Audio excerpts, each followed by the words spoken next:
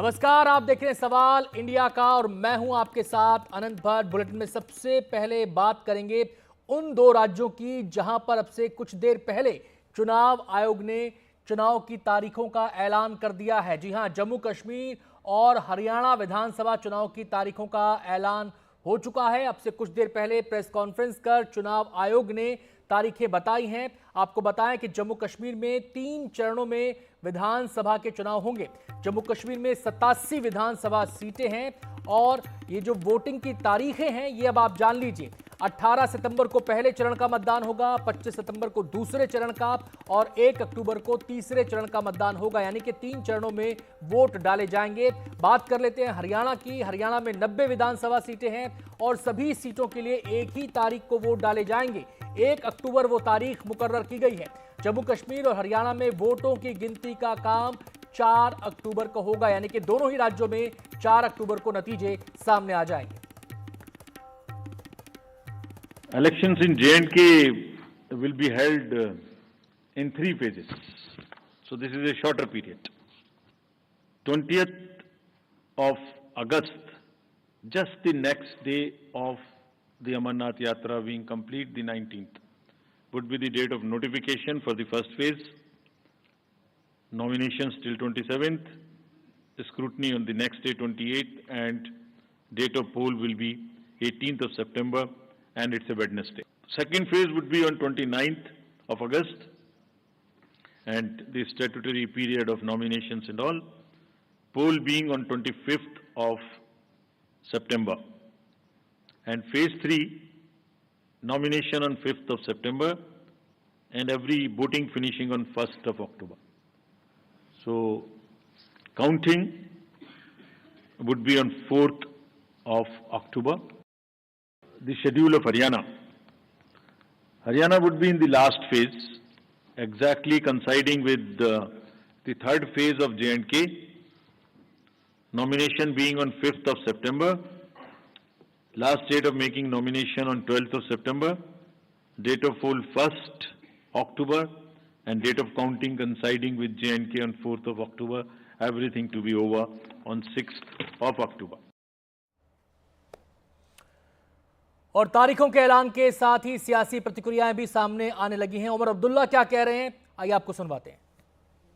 यहाँ लोगों की अपनी हुकूमत थी नहीं और उसका खमियाजा भी हमने भुगता है। आज चलिए देर आए दुरुस्त आए, इलेक्शन कमीशन के तरफ से 3 फेजेस में इंतखाबात के तारीख का ऐलान हो चुका है और बड़ी जल्दी से जो है ये शेड्यूल जो है समाप्त होगा। शायद 87-88 के बाद ये पहली मर्तबा है कि इतने कम अरसे के अंदर और इतने कम फेजेस में इलेक्शन जो हैं जम्मू कश्मीर में कराए जा रहे हैं। और हमारी संवाददाता अनीता शर्मा हमारे साथ जुड़ गई हैं तमाम पहलुओं पर विस्तार से बातचीत करने के लिए। अनीता, दोनों ही राज्यों की चुनाव तारीखों का ऐलान हो गया है। पहले बात मैं जम्मू कश्मीर की करूंगा। 3 चरणों में यहां पर मतदान होना है, 18, 25 और 1 अक्टूबर को। पहले चरण में कितनी सीटों पर है, दूसरे चरण में कितनी सीटों पर है, इसकी जरा डिटेलिंग एक बार पहले बता दें। बिल्कुल, ये पहली फेज जो है उसमें 24 असेंबली कॉन्स्टिट्यूएंसीज में है चुनाव। ये 18 सितंबर को होगा, बुधवार का दिन है। दूसरा फेज जो है उसमें 26 असेंबली कॉन्स्टिट्यूएंसीज में है। ये जो चुनाव है 25 सितंबर को होगा और जो तीसरा फेज है उसमें 40 कॉन्स्टिट्यूएंसीज में है और ये 1 दिसंबर में होगा। जो पहला फेज है, दिलचस्प बात यह है कि पहले जो फेजेज हैं वो कश्मीर के इलाके हैं, पैम्पोर, त्राल, पुलवामा, राजपुरा, जांजीपुरा, शोपियां, दमाल, हांजीपुरा, कुलगाम, देवसर, डोरू, कोकरनाग, अनंतनाग, ये वो इलाके हैं जो थोड़े सेंसिटिव बताए जाते हैं। किश्तवाड़ हो गया, भदरवा हो गया, डोडा वेस्ट, रामबन और बनिहाल, ये वो इलाके हैं जहां पर अभी हमले भी हो रहे हैं।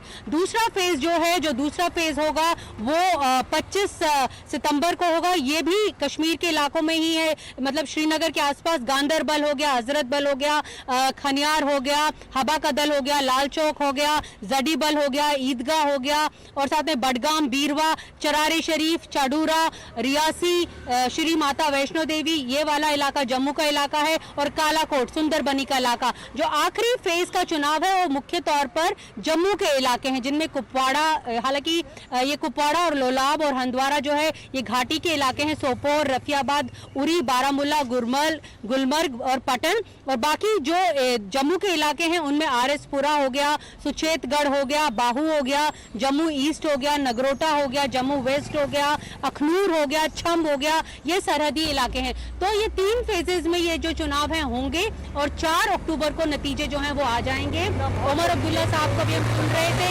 कि कम समय सुरक्षा चुनौतियों के लिहाज से देखें, नीता, अगर सुरक्षा चुनौतियों के हिसाब से देखें तो सबसे संवेदनशील इलाका और सबसे संवेदनशील इलाके कौन से चरण में पड़ रहे हैं? अभी ये क्योंकि अभी जो थिएटर है वो शिफ्ट हुआ है, पहले घाटी में भी था और अब जम्मू का इलाका भी जो है वहां पर भी बहुत सारे हमने अटैक्स देखे हैं। जो फर्स्ट फेज का जो चुनाव है, क्योंकि अभी जो फोर्सेस हैं वो अमरनाथ यात्रा के लिए ऑलरेडी जो है वो घाटी में है, बालटाल में है और साथ में उस इलाके में है। तो यही वजह है कि जो पहला फेज है वो उसी के आसपास बहुत बहुत शुक्रिया अनीता आपका इस पूरी जानकारी के लिए। तो हमारी संवाददाता अनीता बता रही थी कि किस फेज में कितनी सीटों पर कब चुनाव होना है। हमारे मेहमान भी हमारे साथ जुड़े हुए हैं, सबसे पहले परिचय उनसे आपका करा दें। अमिताभ जी हमारे साथ हैं, पॉलिटिकल एनालिस्ट, बहुत बहुत स्वागत है अमिताभ जी आपका। वरिष्ठ पत्रकार रामकृपाल जी हमारे साथ जुड़े हुए हैं, स्टूडियो में ही मौजूद हैं। रामकृपाल जी बहुत बहुत स्वागत है आपका।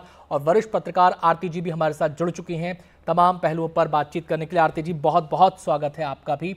सबसे पहला सवाल मेरा रामकृपाल जी से होगा। रामकृपाल जी, अभी हम उमर अब्दुल्ला साहब को सुन रहे थे, उन्होंने इस बात पर खुशी जताई कि चुनाव की घोषणा हो गई है और साथ ही साथ उन्होंने कहा कि 80s के बाद ये पहला ऐसा मौका है जब इतने कम चरणों में चुनाव हो रहा है। एक तरफ हम देख रहे हैं लगातार आतंकी वारदातें हाल फिलहाल में काफ़ी हुई हैं और दूसरी तरफ हम देख रहे हैं चुनाव आयोग कम चरणों में चुनाव करा रहा है। क्या कहना है आपको इसको लेकर? नहीं, अच्छी बात है, बिल्कुल। मैंने पहले भी इसका स्वागत कर चुका हूँ, क्योंकि पिछले लोकसभा चुनाव जो हुए थे उसमें अमूमन सबका ये मानना था कि बहुत लंबा वो खिंच गया था। जम्मू कश्मीर में भी 5 फेजेज में चुनाव हुए थे। अब उसको देखिए, कुल मिलाकर के पहले दिन जो वोटिंग है और काउंटिंग, ये 18 दिन के भीतर समाप्त हो रही है। ये मैं समझता हूँ कि बहुत ही अच्छी बात है इतने कम समय में। तो जैसे उमर अब्दुल्ला जी इसका स्वागत कर रहे थे, उन्होंने कहा देर आए दुरुस्त आए, तो एक अच्छी बात है कि लोग इसका स्वागत कर रहे हैं। और उसमें सबसे बड़ी बात यही है कि जब लोगों की आस्था लोकतंत्र में बढ़ रही है जी, कश्मीर से ये जो आएगा मुकम्मल, जिस तरह से लोकसभा में जो पोल परसेंटेज था वो इतना ज़्यादा था, कई बार महाराष्ट्र और दूसरे हमारे इन इलाकों से भी ज़्यादा वहाँ पे पोलिंग हुई थी, जो अपने आप में एक आश्चर्यजनक। पोल परसेंटेज की बात आपने की अमिताभ जी को, मैं इसी से जुड़ा एक सवाल अमिताभ जी से यहाँ पे करना चाहूँगा। अमिताभ जी, पोल परसेंटेज बढ़ा, ये एक बदलती फिजा का परिचायक है, इसको उस संकेत के रूप में देखा जा रहा है, लेकिन एक और संकेत वहाँ की फिजा में देखा जा रहा है, सियासी फिजा में। उमर अब्दुल्ला चुनाव हार गए, महबूबा मुफ्ती चुनाव हार गई और इंजीनियर रशीद चुनाव जीत गए। कैसे देखते हैं आप इसको? देखिए, लोगों ने काफी बढ़ चढ़कर हिस्सा लिया और 50% से ऊपर अमूमन ज्यादातर सीटों पर वोटिंग हुई, जो कि 15-20% ज्यादा है पिछली बार कंपैरिजन। वहां पर खास करके कश्मीर में एक कुछ नई पार्टीज का भी उदय हमको देखने को मिल रहा है और नेशनल कॉन्फ्रेंस और पीडीपी जो है वो काफी टाइम से, मतलब एक तरह से लेगेसी पार्टीज हैं जम्मू एंड कश्मीर की। तो कहीं ना कहीं जो युवा वर्ग है वो नए लीडर्स, एक नई उम्मीद, नए पार्टीज के तलाश में है और उसी की वजह से हम देख रहे थे कि इंजीनियर राशिद जीत गए और उमर अब्दुल्ला हारे, महबूबा मुफ्ती हारी, पीडीपी का वोट शेयर सिर्फ 10% के करीब रहा। तो अब ये दिलचस्प चुनाव होने वाला है। देखने वाली बात है कि कश्मीर क्षेत्र जहां पर लार्जली नेशनल कॉन्फ्रेंस और पीडीपी आपस में सीटें बांटा करती थी, तो इस बार कैसा माहौल रहेगा। और जम्मू में सीटें जो हैं वो बढ़ गई हैं डिलिमिटेशन के बाद, 37 से 43 के करीब हो गई हैं। तो वहां पर लार्जली जो कंपटीशन है वो भाजपा और कांग्रेस के बीच में हमको देखने को मिलेगा। और पिछली बार जब चुनाव होता तो हंग असेंबली सिचुएशन थी। तो इस सारे परिवेश में देखना पड़ेगा कि मतदाता जो है वो एक क्लियर मैंडेट देता है, किसको सपोर्ट करता है। अभी आगे एक महीने के चुनाव के कैंपेन के दौरान हमें देखने को मिलेगा। आरती जी का मैं रुख करना चाहता हूं। आरती जी, पूरी स्थिति को आप कैसे एनालाइज कर रही हैं? एक विश्लेषण ये किया जा रहा है कि लोकसभा चुनाव के रिजल्ट को देखते हुए कि जो पुराना पॉलिटिकल ढर्रा था, सिस्टम था, उससे लोग उकता चुके हैं, कुछ नया चाहते हैं, कुछ डिसाइसिव चाहते हैं। आपका कहना क्या है? नहीं, देखिए, जिस तरह से लोग खास करके कश्मीर में बाहर निकले थे वोट डालने लोकसभा चुनाव के दौरान, उससे तो यही लगता है कि लोगों में मतलब किसी तरह का रिप्रेस्ड फीलिंग था, बहुत इमोशन था, और वो सारा निकल गया उस टाइम में, इसीलिए वो बाहर आए और वो कुछ नया चाहते हैं। शायद इस वजह से, जैसे अमिताभ जी ने बोला, इस वजह से उमर अब्दुल्ला हार गए, महबूबा भी हार गई, तो शायद लोग कुछ नया चाहते हैं, कुछ नया ढूंढ रहे हैं। अब कैसे मतलब कैसा सिचुएशन बनता है, कौन कौन इस इलेक्शन में कंटेस्ट करता है, वो इंजीनियर रशीद जिन्होंने वो एक सीट जीता था लोकसभा का कश्मीर से, वो तो जेल में है, तो उनकी पार्टी कितनी सीटें लड़ पाती है, कैसे लड़ेगी वो पार्टी जब वो खुद लीडर जेल में है, ये सब देखने वाली बात है। पर मुझे तो खास इंटरेस्ट तो जम्मू में लग रहा है, क्योंकि हाल में जम्मू में इतने आतंकवाद के वो अटैक्स हुए हैं कि वहाँ सिचुएशन बहुत ही नाजुक है, और अब इलेक्शन अनाउंस हो गए हैं, तो ये कैसे सिक्योरिटी फोर्सेस इसको कैसे हैंडल करेंगे, क्या इम्पैक्ट होगा टर्नआउट पे, क्या इम्पैक्ट होगा नतीजे पे। दूसरी बात है कि कांग्रेस, हालांकि बीजेपी जम्मू की सीटें जीत गई थी लोकसभा के चुनाव में, पर कांग्रेस का प्रदर्शन भी काफी अच्छा रहा। अब कांग्रेस कुछ एक तरह से कुछ चैलेंज कर सकेगी, ये इंडिया अलायंस जो है वो क्या शेप में आएगा उभर के इस चुनाव में, और कैसा चैलेंज माउंट करेगा बीजेपी को, ये देखने वाली बात है। तो ये काफी चुनाव बन सकता है, तो आगे वाले दिन में पता चलेगा। आरती जी, आपने जम्मू का यहां पर जिक्र किया और इसी पॉइंट पर मैं अपनी चर्चा को थोड़ा सा विराम यहां पर दे रहा हूं, एक छोटे से ब्रेक के लिए, और जब ब्रेक से लौटेंगे तो जम्मू एक बड़ा फैक्टर इस पॉलिटिकल पूरे एटमॉस्फेयर में नजर आ रहा है, जो शिफ्ट वहां पर आतंकवाद को लेकर देखने को मिला है। अब इसके क्या मायने हैं, इसके क्या संकेत हैं, क्या इंपैक्ट है, इस पहलू को भी छुएंगे। बस एक छोटे से ब्रेक के बाद तीनों मेहमान हमारे साथ मौजूद हैं।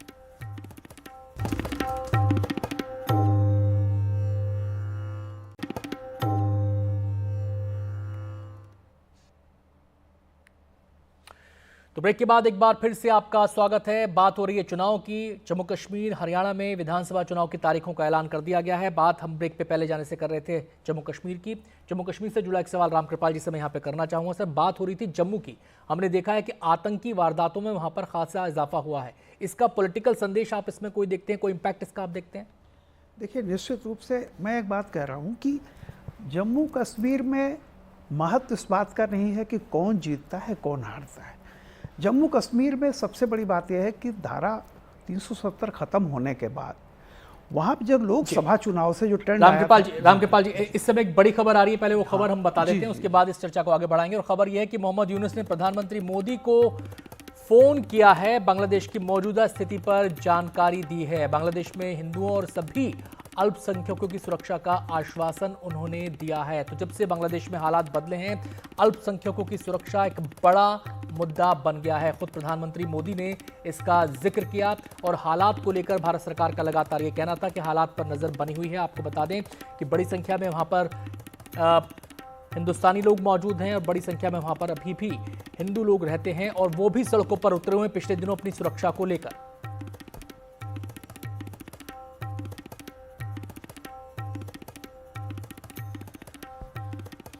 अपने मेहमानों से हम बातचीत को आगे बढ़ाएंगे चुनाव को लेकर, लेकिन उससे पहले जमीनी हालात पर बात करेंगे। नजीर मसूदी हमारे साथ जुड़ गए हैं, हमारे संवाददाता श्रीनगर से। इसके अलावा गुरप्रीत सिंह चंडीगढ़ से हमारे साथ जुड़ गए हैं, जो हरियाणा पर बातचीत करेंगे। पहले रुख करेंगे नजीर का। नजीर, चुनाव की तारीखों का ऐलान हो गया है, जमीन पर क्या स्थितियां आप देख रहे हैं, माहौल क्या है?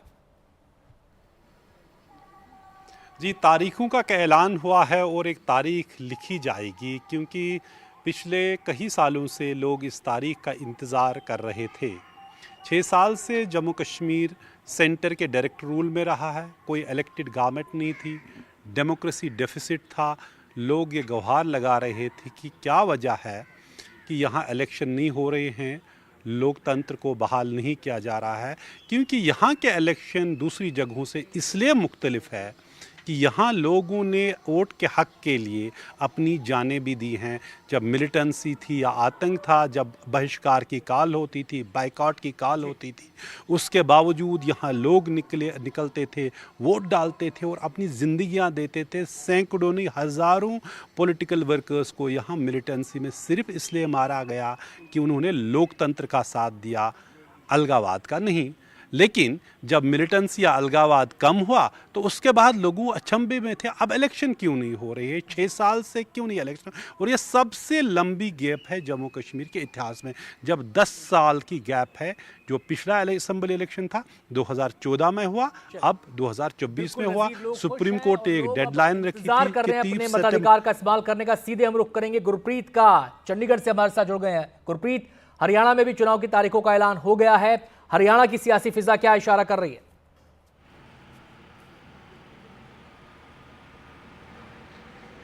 जी बिल्कुल, अभी इस समय हम कांग्रेस पार्टी के ऑफिस में हैं हरियाणा के। यहाँ भूपिंदर सिंह हुड्डा जो फॉर्मर चीफ मिनिस्टर है वो प्रेस को ब्रीफ कर रहे हैं। उनका ये कहना है कि हम वेलकम करते हैं जो इलेक्शन डेट दी गई है, लेकिन कहीं ना कहीं बीजेपी गवर्नमेंट में नंबर भी नहीं पूरे थे। हम बार बार प्रेसिडेंट रूल की मांग कर रहे थे और बार बार कह रहे थे कि इलेक्शन होनी चाहिए। अगर हरियाणा की बात करें तो आज मुख्यमंत्री ने सुबह 9 बजे एक प्रेस कॉन्फ्रेंस करके किसानों को कोई बोनस दिया है। कहीं ना कहीं ये लगता है कि आने वाले इस इलेक्शन कैंपेन में हरियाणा बीजेपी के लिए सबसे बड़ी चुनौती किसान है, क्योंकि वो किसान वोट बैंक यहाँ से ड्रिफ्ट हो गया, क्योंकि किसानी आंदोलन में ज़्यादातर इम्पैक्ट पंजाब और हरियाणा में देखा गया और हरियाणा में भी काफ़ी ज़्यादा है। वहीं अगर कांग्रेस की बात करें तो कांग्रेस के पास सबसे बड़ा मुद्दा ये है कि इन फाइटिंग जो लगातार धड़ेबंदी है उसको कैसे वो नल एंड वाइड करेंगे ताकि लोगों के आगे यूनाइटेड फेस पहुँचाया जाए। और सबसे दिलचस्प है हरियाणा में भी मुकाबला। गुरप्रीत, आप हमारे साथ बने रहिए, हम सीधे रुख करेंगे अमिताभ जी का जो लगातार हमारे साथ बने हुए। अमिताभ जी, बात करेंगे हरियाणा की।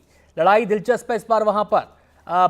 अभी तक तो किसी जो गठबंधन है उसकी बात हुई नहीं है सामने, लेकिन लोकसभा चुनाव से पहले जेजेपी बीजेपी का गठबंधन टूटा। इस बार क्या स्थितियां देख रहे हैं आप वहां पर?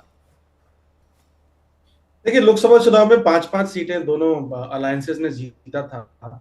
और अगर असेंबली लीड्स की बात करें तो उस समय बीजेपी 46 सीटों पर आगे थी और कांग्रेस और आप मिलाकर के 44 असेंबली सीट्स पर आगे थी।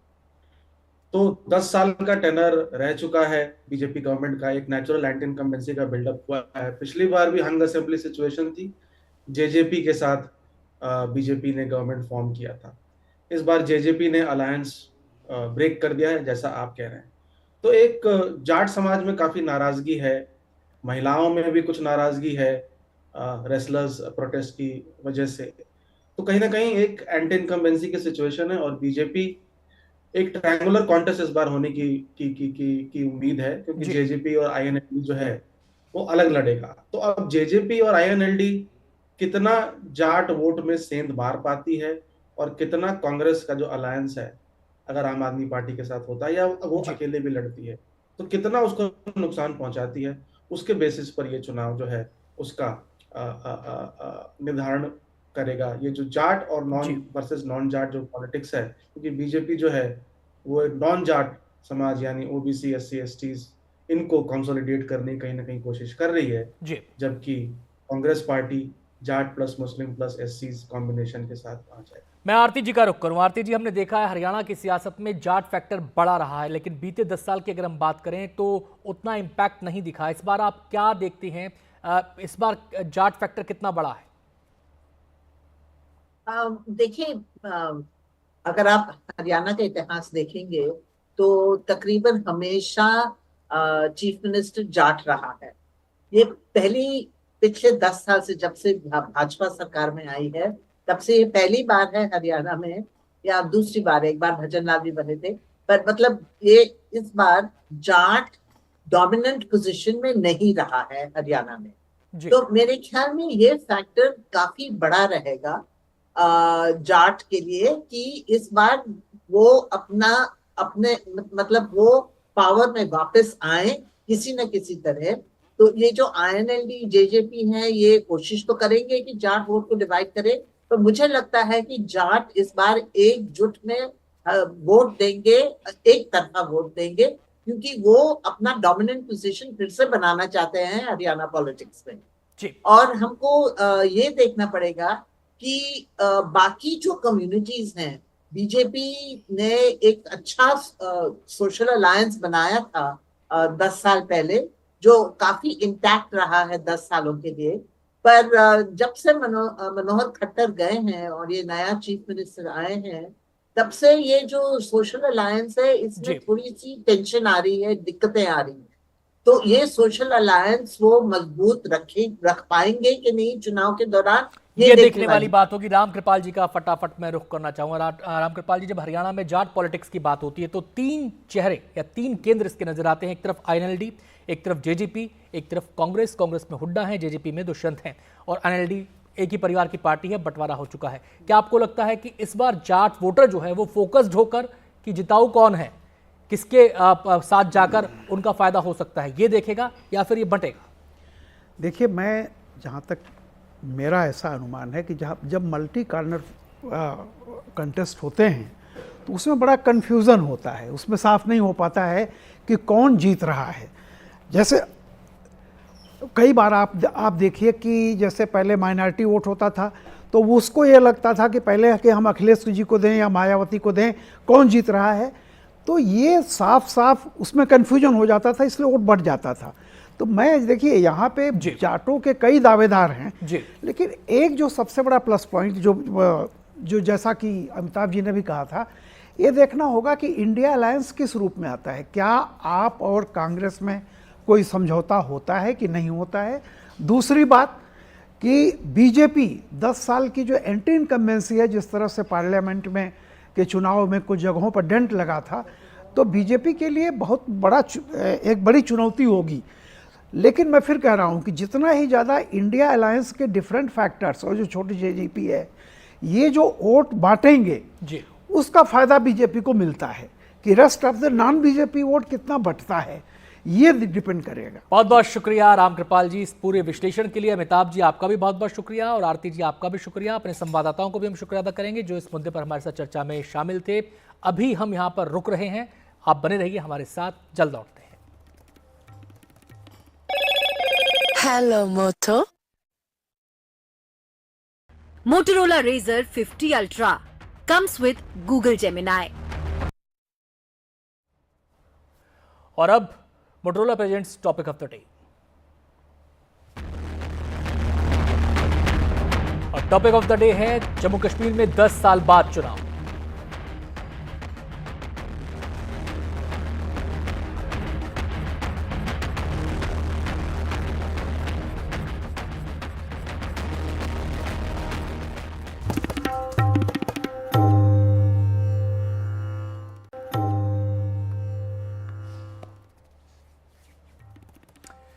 ब्रेक के बाद एक बार फिर से आपका स्वागत है। तो ब्रेक पे जाने से पहले चर्चा हो रही थी जम्मू कश्मीर और हरियाणा विधानसभा चुनाव की तारीखों के ऐलान को लेकर। लगातार अब इस पर प्रतिक्रियाएं भी आ रही हैं, और मोहम्मद आपको बताएं कि जो गुलाम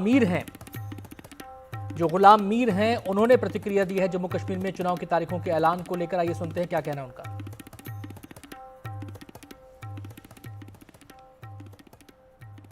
मैं तो इसका स्वागत करता हूं।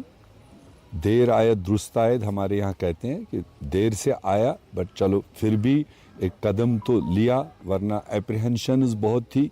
जिस तरह से government of India, home ministry, parliament के अंदर एक वादा, पार्लियामेंट के बाहर दूसरा चीज़ होता था। चूँकि जम्मू कश्मीर के लोग कहाँ हैं और बहुत ही मतलब इच्छुक है कि किसी न किसी तरीके से यहाँ असेंबली बननी चाहिए और वो अपने लोगों को चुन सके, अच्छे नुमाइंदों को चुन सके जो उनको डे एंड नाइट अपने तकलीफ़ात को सुने। ये मच अवेटेड था।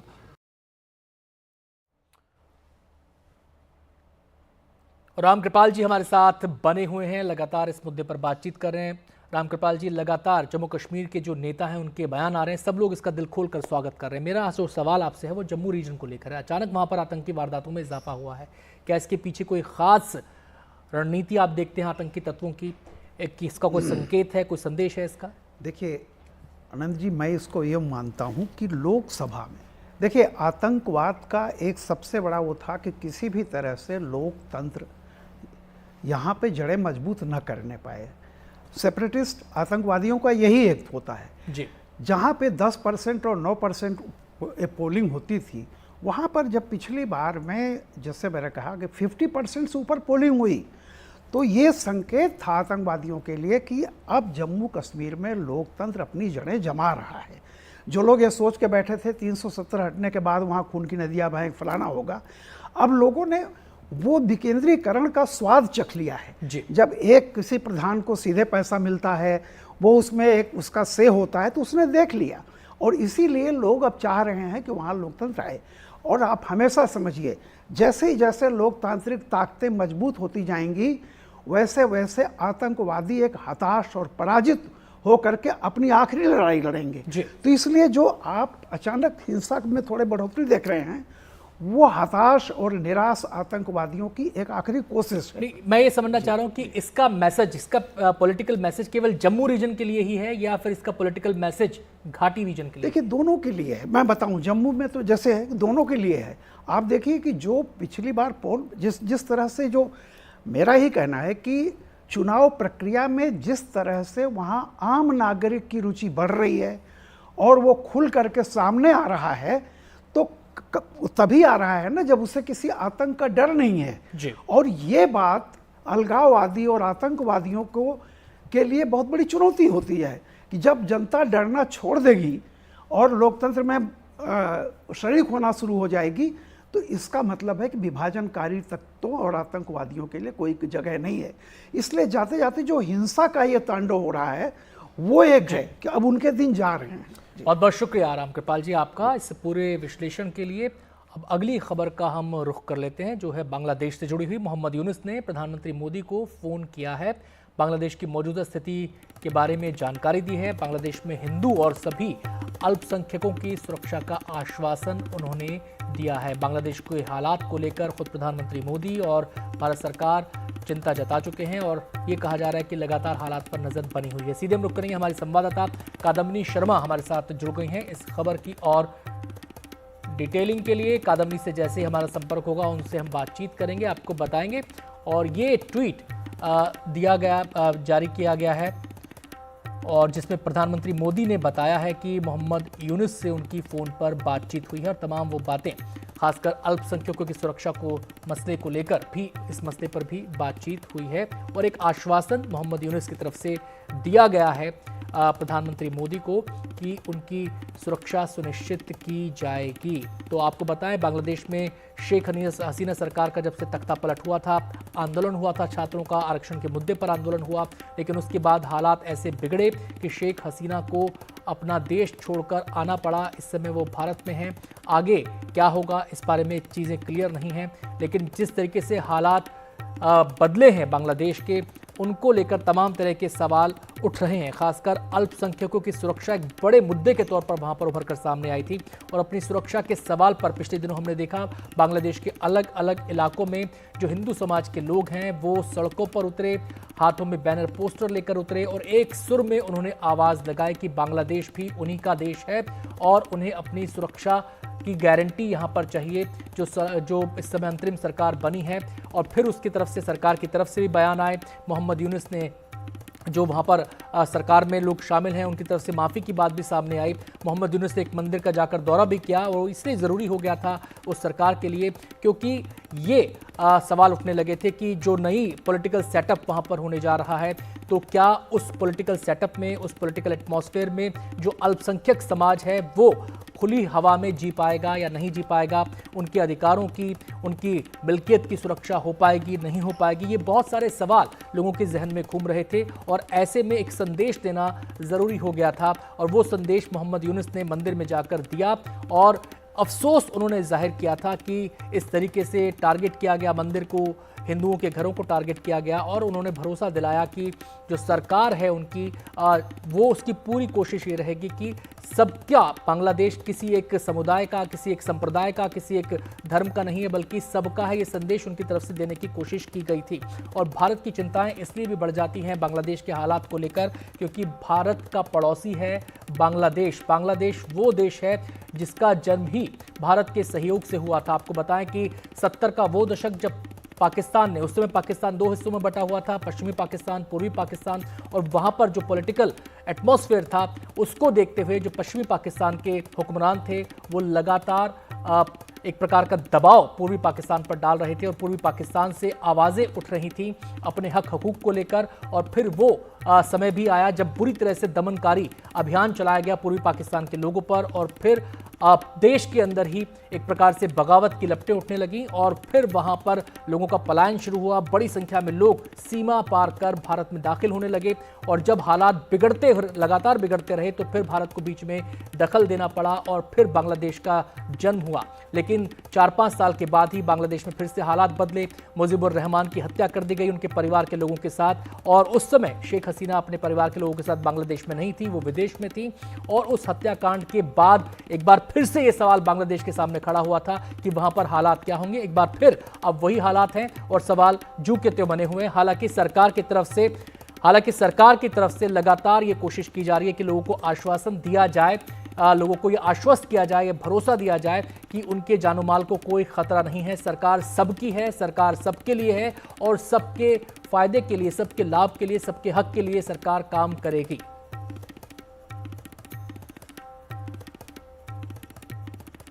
और फिलहाल वक्त हो गया एक छोटे से ब्रेक का। आप देखते रहिए एनडीटीवी इंडिया।